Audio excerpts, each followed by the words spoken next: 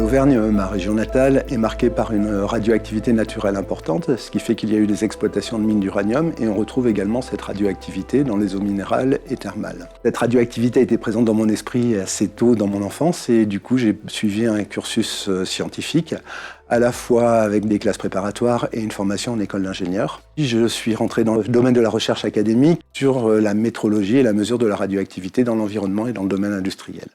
Le mieux, c'est peut-être que je vous montre.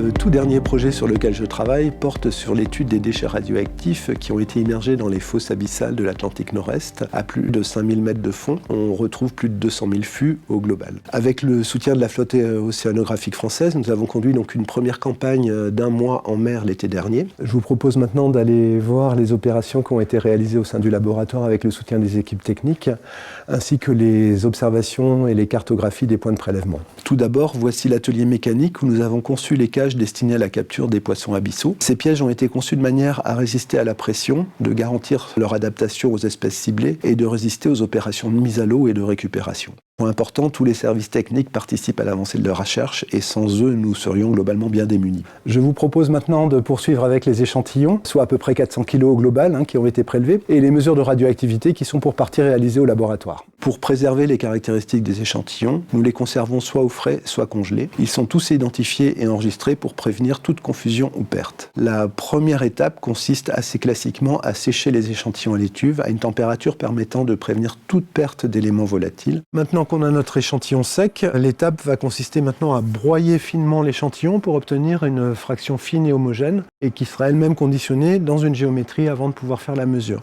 Quand je dis géométrie, c'est un contenant dont on connaît exactement les caractéristiques et les dimensions et qu'on va pouvoir du coup mesurer et placer dans le détecteur, qui va enregistrer l'énergie des désintégrations et leur nombre. Ceci permettra d'une part l'identification des éléments radioactifs et également de procéder à leur quantification. Il s'agit d'un détecteur de rayonnement gamma de très haute performance. Il est équipé d'un château de plomb de 15 cm d'épaisseur, dont 5 cm de plomb archéologique, donc suffisamment ancien pour éviter d'avoir une contribution à la radioactivité de l'échantillon. À l'issue de cette mesure, on obtient un spectre qui présente des pics, donc qui sont associés aux éléments radioactifs, et la hauteur des pics, avec l'étalonnage, nous permet de trouver l'activité présente pour chacun des radionucléides. Les tout premiers résultats que nous avons obtenus montrent la présence de radionucléides artificiels, et on constate déjà des valeurs plus significatives dans la zone d'immersion que dans la zone de référence. Donc des collègues biologistes d'un autre laboratoire travaillent eux sur l'identification des micro-organismes qui sont présents dans nos sédiments.